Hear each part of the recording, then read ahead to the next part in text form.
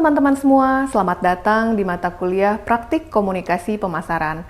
Mata kuliah ini mempunyai tujuan untuk memberikan pemahaman dan keterampilan praktis kepada mahasiswa dalam merancang, melaksanakan, dan mengevaluasi strategi komunikasi pemasaran. Pada kesempatan ini, saya akan memberikan materi mengenai etika pemasaran. Pertama-tama, apa itu etika pemasaran? Etika pemasaran terdiri dari kata pemasaran dan etika. Pemasaran sendiri adalah ilmu dan seni mengeksplorasi, menciptakan, dan memberikan nilai untuk memenuhi kebutuhan pasar sasaran dengan mendapatkan keuntungan. Sedangkan etika adalah seni dan ilmu menentukan baik atau buruk, benar dan salahnya perilaku moral seseorang atau sekelompok orang. Sehingga etika pemasaran adalah bidang yang membahas prinsip-prinsip moral di balik pemasaran. Etika di dalam pemasaran berlaku untuk berbagai bidang seperti di dalam penentuan konsep produk, penetapan harga, distribusi produk, promosi, dan periklanan, dan lainnya. Berikut merupakan hal yang perlu diketahui mengenai pemasaran etis. Pemasaran etis mengacu pada proses di mana perusahaan memasarkan barang dan jasa mereka dengan berfokus tidak hanya pada bagaimana produk tersebut bermanfaat bagi pelanggan, namun juga bagaimana produk tersebut dapat memberikan manfaat secara tanggung jawab sosial dan juga tanggung jawab terhadap lingkungan. Mencakup segalanya, mulai dari memastikan iklan jujur dan dapat dipercaya, sampai kepada membangun hubungan yang kuat dengan konsumen melalui serangkaian nilai-nilai yang dibangun. Perusahaan dengan fokus pada pemasaran etis mengevaluasi keputusan mereka dari perspektif bisnis, yaitu apakah inisiatif pemasaran tertentu akan memberikan keuntungan yang diinginkan, juga perspektif moral, yaitu apakah suatu keputusan benar atau masuk akal secara moral. Dalam praktiknya, pemasaran etis bisa berbeda-beda, tergantung pada nilai-nilai yang dianut oleh suatu perusahaan atau individu yang melaksanakan kegiatan pemasaran. Namun, fokusnya selalu pada integritas, kejujuran, dan dampak positif terhadap konsumen dan masyarakat secara umum. Nah, mengapa kita butuh etika di dalam pemasaran? Ada beberapa alasan, namun intinya adalah karena ketika sebuah organisasi berperilaku etis, pelanggan mengembangkan sikap yang lebih positif terhadap perusahaan, produknya, dan juga layanannya. Kemudian juga tentunya untuk menciptakan nilai atau kepercayaan dengan pemangku kepentingan utama. Dan juga untuk membangun citra yang baik tentang organisasi di benak pelanggan, karyawan, pemegang saham, dan juga masyarakat. Dengan demikian, etika di dalam pemasaran bukan hanya mengenai kepatuhan terhadap kode etik atau peraturan, namun juga merupakan fondasi bagi hubungan yang sehat di antara perusahaan dengan konsumen serta masyarakat secara keseluruhan. Ini membantu dalam menciptakan lingkungan pemasaran yang lebih transparan, jujur, dan juga berkelanjutan. Kita juga perlu mengetahui apa saja permasalahan etika di dalam program pemasaran, yaitu seperti masalah etika terkait produk. Hal ini mencakup kegagalan perusahaan dalam mengungkapkan resiko yang dimiliki oleh produk, kemudian juga mengenai desain produk ataupun produk palsu. Nah, yang kedua adalah masalah etika terkait penetapan harga. Contohnya adalah adanya diskriminasi harga, penetapan harga yang tidak sesuai, ataupun diskon yang diberikan tidak sesuai. Kemudian adalah masalah etika terkait rantai distribusi. Termasuk di dalamnya adalah permasalahan tenaga kerja, sumber bahan baku, dan juga quality control. Selanjutnya, permasalahan etika terkait promosi biasanya berkaitan dengan periklanan yang tidak etis atau unethical advertising. Hal ini mengacu pada praktik-praktik di dalam dunia periklanan yang melanggar prinsip moral atau norma yang diterima secara luas di dalam masyarakat. Hal ini mencakup berbagai tindakan yang merugikan, menyesatkan, atau mengeksploitasi konsumen. Dan seringkali hal ini dilakukan demi keuntungan perusahaan tanpa mempertimbangkan dampaknya terhadap konsumen ataupun masyarakat. Periklanan dapat dikatakan tidak etis ketika iklan tersebut merendahkan atau meremehkan produk pengganti atau pesaingnya. Atau juga ketika iklan tersebut memberikan informasi palsu atau menyesatkan mengenai fitur produk, nilai produk. Kemudian juga ketika iklan tersebut gagal memberikan informasi yang berguna mengenai kemungkinan adanya resiko atau efek samping produk, dan juga ketika iklan tersebut tidak bermoral, tidak sesuai dengan norma-norma yang berlaku pada daerah tersebut. Ketika melakukan periklanan, penting untuk mempertimbangkan implikasi etis dari pesan yang disampaikan dan memastikan bahwa informasi yang disajikan sesuai, jujur, dan juga bermanfaat bagi konsumen tanpa merugikan mereka. Ini adalah beberapa contoh iklan yang tidak etis. Nah, kita akan melihat beberapa cara periklanan yang juga tidak etis. Ada beberapa hal, yaitu surrogate advertising, puffery, exaggeration, unverified claim, dan lain-lain. Kita akan bahas satu-satu ya. Oke. Praktik tersebut dapat merugikan konsumen, merusak kepercayaan publik, dan pada akhirnya berdampak buruk pada reputasi perusahaan. Etika di dalam periklanan adalah kunci untuk membangun hubungan yang sehat antara perusahaan dengan konsumen, serta memastikan bahwa pesan yang disampaikan sesuai, jujur, dan bermanfaat bagi konsumen. Oke, kita akan membahas yang pertama, yaitu surrogate advertising. Surrogate advertisement adalah jenis iklan yang mempromosikan produk atau merek tertentu dengan menggunakan produk atau merek lain yang sebenarnya memiliki larangan untuk dipromosikan atau diiklankan secara langsung.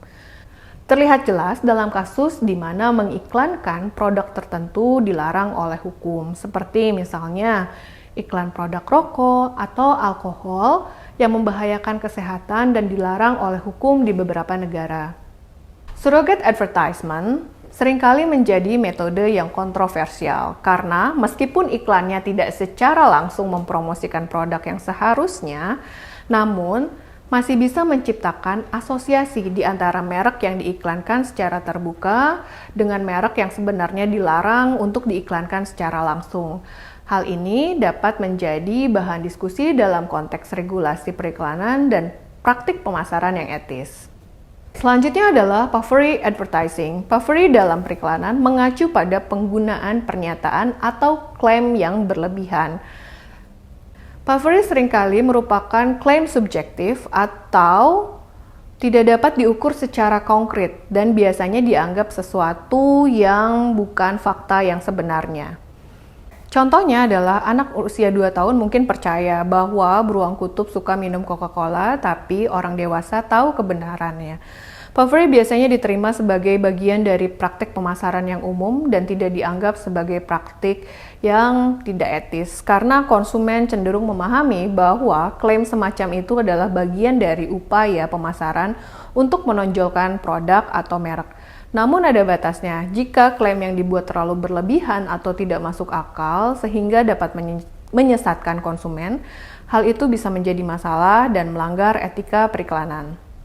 Yang ketiga adalah exaggeration. Exaggeration dalam pemasaran mengacu pada penggunaan klaim atau penyajian yang melebih-lebihkan secara sengaja untuk menarik perhatian konsumen atau memperkuat citra produk atau merek, namun seringkali menggunakan bahasa yang berlebihan dan pernyataan yang tidak terukur secara akurat. Contohnya seperti menggunakan klaim palsu di dalam iklan produk, seperti di gambar tersebut. Sementara, exaggeration bisa menjadi bagian strategi pemasaran yang umum, penting untuk tidak melanggar batas antara yang diperbolehkan dengan klaim yang menyesatkan.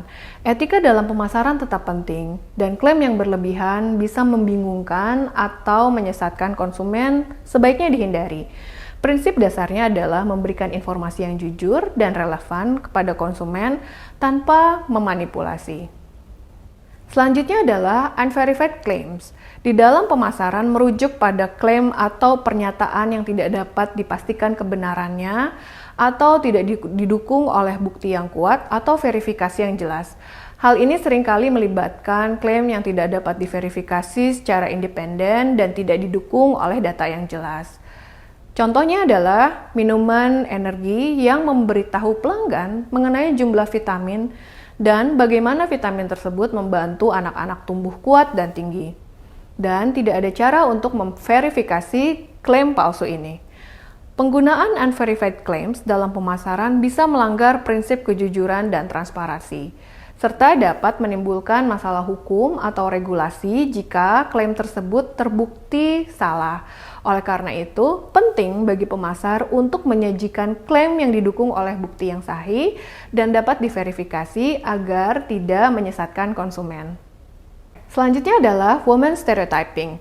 Di dalam pemasaran merujuk pada penggunaan stereotip atau gambaran yang terbuka dan seringkali tidak akurat mengenai gambaran perempuan di dalam iklan. Hal ini mencakup representasi yang klise atau gambaran yang terlalu sederhana mengenai sosok perempuan. Seringkali hanya menekankan pada karakteristik atau peran-peran tertentu yang dapat membatasi pandangan masyarakat terhadap perempuan. Contohnya adalah perempuan ditampilkan melakukan pekerjaan rumah tangga yang seringkali menjadi stereotip terhadap sosok perempuan. Penggunaan stereotip semacam ini di dalam pemasaran dapat memperkuat persepsi yang sempit atau tidak akurat terhadap perempuan, membatasi peran, potensi, ataupun aspirasi perempuan.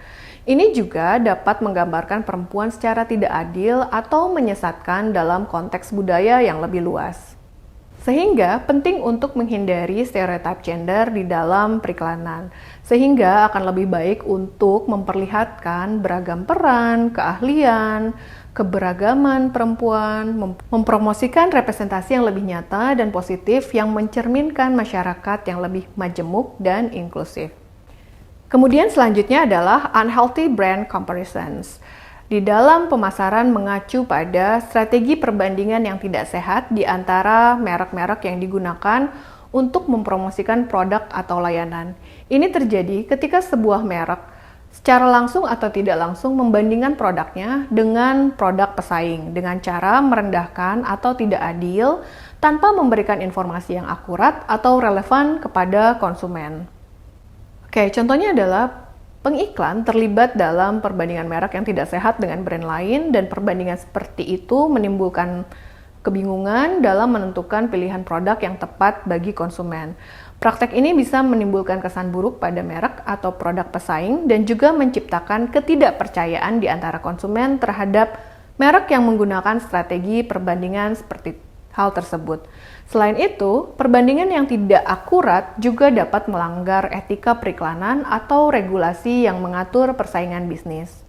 Pemasaran yang etis seharusnya lebih fokus pada keunggulan produk atau layanan produk sendiri, tanpa harus secara negatif membandingkan atau merendahkan merek pesaing. Dengan cara memberikan informasi yang jelas, akurat, dan relevan kepada konsumen mengenai produk yang ditawarkan merupakan kunci untuk membangun kepercayaan dan kredibilitas di dalam pemasaran. Oke, ini adalah contoh dari unhealthy brand comparison. Oke, baik, selanjutnya adalah children in advertising.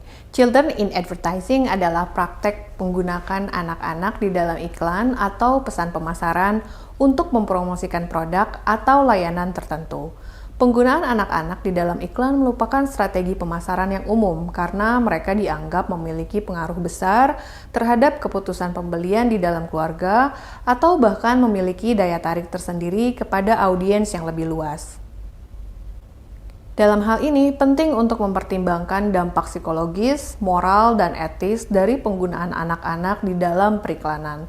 Beberapa negara memiliki regulasi yang ketat terkait dengan iklan yang ditujukan kepada anak-anak untuk memastikan perlindungan terhadap anak-anak dari praktik pemasaran yang tidak etis atau merugikan. Ketika menggunakan anak-anak di dalam iklan, perusahaan perlu mempertimbangkan keselamatan, kesejahteraan, dan kepentingan anak-anak serta memastikan pesan pemasaran yang disampaikan sesuai dengan nilai-nilai etis dan tidak menyesatkan. Baik, itulah contoh-contoh periklanan yang tidak mengimplementasikan etika di dalam periklanan. Baik teman-teman, itu adalah materi terkait etika pemasaran dalam mata kuliah praktik komunikasi pemasaran. Semoga materi yang disampaikan dapat diterima dengan baik dan bermanfaat. Sekian untuk video kali ini, sampai jumpa lagi.